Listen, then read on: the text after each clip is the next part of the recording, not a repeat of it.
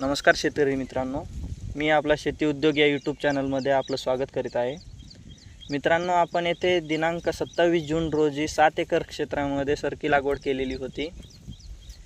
तर सरकी लागवड करत असताना हलकंसं शेतामध्ये तण असं वर आलेलं दिसत होतं. मित्रांनो, त्या टाईमला आपण कोणतंही बीजनाशक किंवा तणनाशक फवारलेलं नव्हतं शेतामध्ये. परंतु आता आपल्याला सरकी लावून जवळपास 10-12 दिवस झालेले आहेत आणि 7 दिवस एवढा पाऊस होता की आपल्याला शेतामध्ये काहीच करता आलं नाही. त्यामुळे मित्रांनो, आपल्या शेतामध्ये गवत पाहू शकता. ही ज्वारी एवढी वाढलेली आहे, ही हराळी इकडं हराळी उगवली, खूप असं तण झालेलं आहे.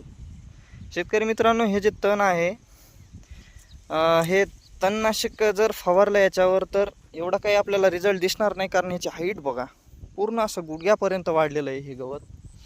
आणि आपल्याला तणनाशकामध्ये पण भरपूर खर्च येईल.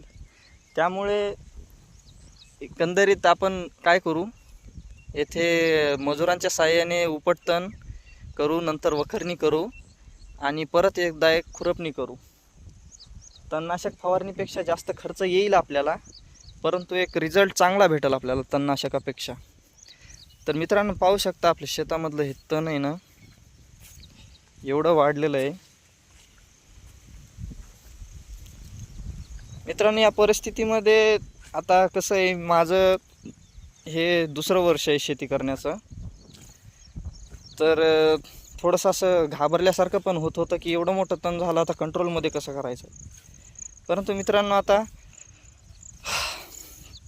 एवढा बियांवर ह्याच्यावर खर्च केलेला वाया कसा घालायचा. त्यामुळे आपण काय करू, आता थोडासा खर्च जास्त करू आणि हे तणाचं नियंत्रण करू.